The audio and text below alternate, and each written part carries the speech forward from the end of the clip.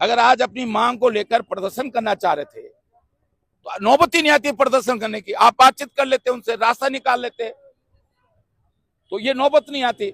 अगर वो आज जो है उन्होंने सूचना दी, सिटी मजिस्ट्रेट सूचना दी कि आज हम जुलूस के रूप में जाएंगे, धरना आप जहां भी तय करोगे हम वहां धरना देंगे, लेकिन आप इकट्ठा नहीं होने दे रहे हो, उनकी गिरफ्तारी कर रहे हो।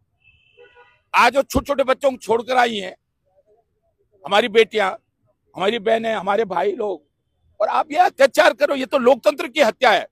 ऐसा लग रहा है कि तानाशाही आ गई उत्तराखंड के अंदर, कोई अपनी बात को नहीं कह पा रहा है। ये इस प्रदेश के साथ की कब तक यह अन्याय हम लोग सहेंगे? इस प्रदेश के जिस तरह अन्याय हो रहा है, तो ये निश्चित रूप से अच्छा नहीं है और ये रिवाइज होना चाहिए। मैं कह रहा हूं कि सरकार ये रिवाइज करे। अगर सरकार ये रिवाइज नहीं करेगी तो ये लड़ाई, मैं केवल कांग्रेस के कार्यकर्ता के रूप में नहीं कह रहा हूं, इस प्रदेश के एक नागरिक के रूप में इस बात को कह रहा हूं। पूरा उत्तराखंड इन हमारे नर्सिंग के बच्चों के साथ खड़ा होगा। हम ये लड़ाई हम लड़ेंगे। गिरफ्तार करना हमको करो ना, गिरफ्तार, जेल भेज दो हमको। ये कोई अन्य इसलिए थोड़ी हंसद हनाई बलवंती चौहान ने आज जो है अपना बलिदान दिया इस राज्य के लिए। इससे तो अच्छी मुलायम सिंह की सरकार थी, सच्ची तो उत्तर प्रदेश मायावती की सरकार थी। हमने अपना राज्य इसलिए मांगा था कि हमारी बात को हमारा मुख्यमंत्री सुनेगा, हमारी बात को जो है स्वास्थ्य सचिव सुनेगा। मैंने अभी स्वास्थ्य सचिव डॉक्टर राजेश से बात करी, क्योंकि राजेश मेरे साथ भी काम कर चुका है, जब मैं स्किल डेवलपमेंट मिनिस्टर था मेरे अंडर में रह चुका है। मैंने उनसे भी बात करी। मैंने क्या तमाशा भाई, आज तुमको भैया या तो ये रिवाइज करो, जैसे सिविल सर्विस की परीक्षा होती है, आईएएस की होती है, आईपीएस की होती है, हर साल होती है, पीसीएस की होती है, हर साल होती है, बैच होता है 2002 का बैच, 2003 का बैच, 2004 का बैच, ऐसे करते तुम।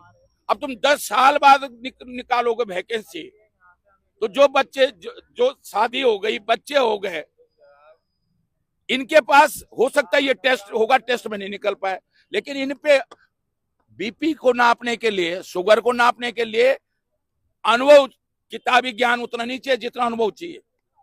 इन पे अनुभव है, इन पे अनुभव जो है। अब आप जानबूझ के पैसा, ये धंधा बना दिया आपने एग्जाम, क्योंकि इनसे पैसे ले नहीं सकते, क्योंकि ये रिवाइज होगा तो क्यों देगा कोई पैसा? भाई मेरा अगर 2012 का बैच है या 2013 मैंने जेएनएम किया है, मैंने नर्सिंग बीएससी नर्सिंग किया है, मैंने एमएससी नर्सिंग किया है, मैंने पोस्ट ग्रेजुएशन नर्सिंग किया है, तो मैं क्यों पैसा दूंगा? मुझे पता है कि ये रिवाइज हो जाएगा मेरा। अरे सच्चे तो मुलायम सिंह थी। मुलायम सिंह ने बीएड एलटी के पद खाली थे उत्तराखंड में, प्राइमरी स्कूल के पद खाली थे। मैंने विधानसभा के अंदर मांग उठाई और मुलायम सिंह जी ने एक झटके में कर दिया कि सारे प्राइमरी स्कूलों में और हाई स्कूल इंटर कॉलेज में बीएड वालों को ईयर वाइज नौकरी दी जाए, और ईयर वाइज नौकरी लग गए सारे लोग कि जिसने जब बीएड किया था। आज ऐसा क्या हो गया? ये प्राइवेट हॉस्पिटलों में सब नौकरी कर रहे, क्या वहां नहीं मरीजों का इलाज और चेक कर रहे लोग? और डॉक्टर से ज्यादा देखिए, मैं मेडिकल एजुकेशन मिनिस्टर रहा हूँ। दून मेडिकल कॉलेज मेरे बनाया हुआ, सिनर मेडिकल कॉलेज मेरे बनाया हुआ, Haldwani college, Almora Haldwani medical college मेरे बना हुआ। नर्सिंग काउंसिल मैंने गठित की उत्तराखंड में। नर्सिंग काउंसिल नहीं थी उत्तराखंड बनने के बाद, पैरामेडिकल काउंसिल नहीं थी, मैंने बनाई।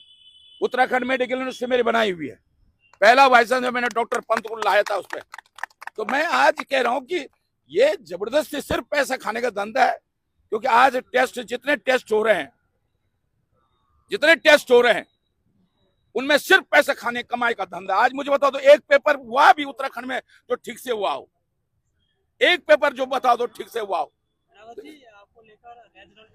अरे भैया देखो, अब इस समय में सिर्फ इनकी बात करो, वो कौन भी, अब ये विधायक, तो मैं 6 बार का विधायक रहा हूँ, 9 बार का मिनिस्टर रहा हूँ। अब ऐसे, अभी मैंने महेंद्र भाई ने बोला था, मेरे छोटे भाई महेंद्र ने बोला, धामी बोले ना आरक्षण के खिलाफ बोल रहे हैं।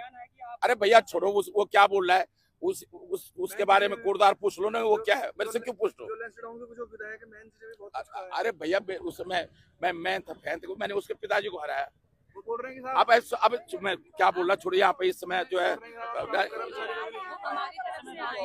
अरे भैया इस समय जिस मुद्दे पे मैं आया हूँ उस मुद्दे की बात करो। और मैं जो है ना, मैं वो तुम्हारे वो क्या था वो कन्नड़ प्या का, मैं उसका जवाब देता हूँ। अगर आज धामी बोलेगा जवाब देगा रख सिंगावत, आज धामी बोलेगा जवाब देगा रख सिंगावत। आज जो है महेंद्र भट्ट का भी, हालांकि बहुत छोटा है बच्चा, मेरे सामने छोटा भाई है, लेकिन फिर भी क्योंकि प्रदेश अध्यक्ष इसलिए उसका जवाब दूंगा। अनिल बलूनी बोलेगा मैं जवाब दूंगा, अनिल सिंह बोले मैं जवाब दूंगा। अब ऐसे तो सब जो बोल लेंगे हरक सिंह रावत, तो मेरा काम थोड़ी रह गया ये जवाब देना। वो अपना देखे ना, अपना देखे। हर आदमी जिनके घर कांच के हो ना, उनको दूसरे घर पे पत्थर नहीं मारना चाहिए और खुद का देखना चाहिए आदमी को। तुम कितने गहराई में हो, कितने उसमें हो, खुद को देखो। दूसरे पे बोलना तो बड़ा सरल है। ऐसी थोड़ी चुनाव जीतते हम लोग। लड़के देखे जरा, कोई इनमें से कोई एक आदमी। सर एक खबर ये भी आ रही है कि धर्मपुर विधानसभा से आगे आने वाले टाइम में चुनाव लड़ेंगे। देखिए आज चुनाव की, मैं आज यहाँ पे चुनाव की कोई बात नहीं कर रहा हूँ। ये इस समय देखो इस मुद्दे को देखिए, मैं आज कोई राजनीतिक कार्यकर्ता के रूप में नहीं आया हूँ। आज सिर्फ देखिए, मैं इसलिए कह रहा हूँ, आज मैं सिर्फ इन बच्चों के साथ जो अत्याचार हो रहा है, मैं सिर्फ इनके साथ एक उत्तराखंड के नागरिक के रूप में, एक कार्यकर्ता के रूप में, एक सामाजिक कार्यकर्ता के रूप में इनका साथ देने के लिए आया हूँ। इनकी लड़ाई हम लड़ेंगे क्योंकि हम अपनी बेटियों के साथ, आप इनका चेहरे देखो ना, छोटे छोटे 6 महीने साल भर का बच्चा छोड़ के आए हैं। और आज अगर वो अपनी बात कहना चाह रहे, क्या कर रहे हैं भाई, अपनी बात अगर वो कहना चाह रहे हैं, ये बेटियां बेटे अगर अपनी बात कहना चाह रहे हैं, आप उनको गिरफ्तार कर दे रहे हो, उनको अपनी बात कहने भी नहीं दे रहे हो, तो ये गलत है। और इस लड़ाई को हम लड़ेंगे। ऐसे नहीं दबा सकते आप, पुलिस के बलबूते पे थोड़ी दबा सकते किसी की आवाज को। आपने वो इकट्ठा भी नहीं हो रहे थे, आपने गिरफ्तार कर दिया उनको। नियमावली गलत है। आज तक मुझे बता दो जो नियमावली ये बनी, त्रिवेंद्र रावत के समय भी ये नियमावली आई थी, हमने विरोध किया, हमने कहा ये गलत है, ये रिवाइज होना चाहिए। जब आप या तो हर साल हो, ये नहीं 5 साल में आप एग्जाम कराओ। तो जो जिसने बीएससी नर्सिंग पहले किया होता है, वो पढ़ाई के टच से बाहर हो जाता है, अनुभव उसमें ज्यादा होता है। मैंने कहा कि अगर आपका ब्लड प्रेशर नापना है, इन बच्चों से कहोगे तो ये हाथ देके, नाड़ी देके बता देंगे कि आपका स्वास्थ्य कैसा है। लेकिन एग्जाम देने में दिक्कत होती है। इन्हीं आईएएस को पूछा जाए कि तुम अगर सिविल सर्विस में आज तुम्हें बैठा जाए, तुम पास हो गए, ये सब फेल हो जाएंगे। तो मैं इसलिए कह रहा हूं ईयर वाइज होना चाहिए। और ये एग्जाम केवल रिटर्न इसलिए करा रहे, पैसा कमाना धंधा बना दिया। देखिए सर, मैं आपको सूक्ष्म भाषा में छोटे शब्दों में बताऊं कि 2020 में जब भर्ती आई थी, तो सब लोग जो है पहले एग्जाम के लिए प्रिपेयर थे, क्योंकि आज तक इससे पहले कभी भी एग्जाम हुआ नहीं है। तो जब उस समय नियमावली बदली गई, सबको एग्जाम के लिए बोला गया, सब लोग प्रिपेयर थे। लेकिन 2 बार हमें एग्जाम हॉल से वापस भेज दिया जाता है कि अब ये वर्षवार होगा। और जब उस समय वर्षवार के लिए हम लोगों ने विरोध किया था, तो हमें गांधी पार्क से उठा करके भेज दिया जाता है। फिर भी हमने कहीं ना कहीं कॉम्प्रोमाइज किया कि चलो ठीक है, आज सीनियर्स का नंबर आ रहा है, कल हमारा नंबर आएगा। लेकिन आज हमने जब अपनी बारी का इंतजार किया, तो 5 साल बाद 7 साल बाद आप कहते हो कि अब आप एग्जाम दो। तो मतलब पहले तो हमें एग्जाम नहीं देने दिया जाता, और 5 साल इंतजार करवाने के बाद अब बोला जाता है कि एग्जाम दो। तो ये न्याय कहाँ का न्याय है? बिल्कुल सारे सीनियर साथ हैं, और सीनियर्स को यहाँ इकट्ठा नहीं होने दिया।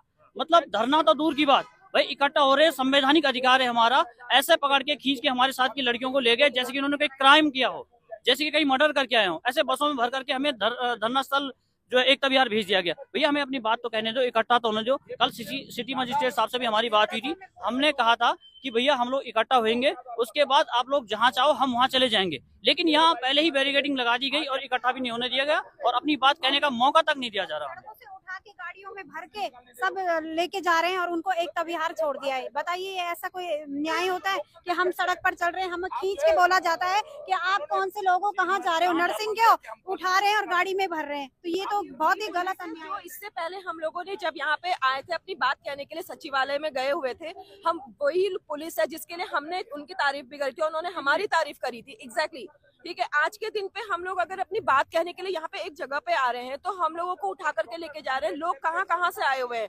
हल्द्वानी से आए हुए हैं, अल्मोड़ा से, पिथौरागढ़ से आए हुए हैं, इतने दूर दूर से अपने बच्चे छोड़ करके आए हुए हैं। उन लोगों को इतने गंदे तरीके से पुलिस लेकर के जा रही है। हम लोग इंसान नहीं है क्या?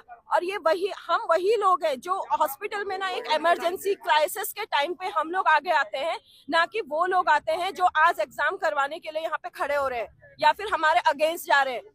आप उनको बुला करके यहाँ पे एक क्वेश्चन पूछिए फिजिकली, जो वो एक करके, जो हमारे जूनियर्स हैं या फिर वो लोग हैं जो जिनका यहाँ का आधार कार्ड भी नहीं है, डोमिसाइल भी नहीं है, या फिर जिन्होंने पहले ही पैसे दे रखे होंगे बाहरी राज्य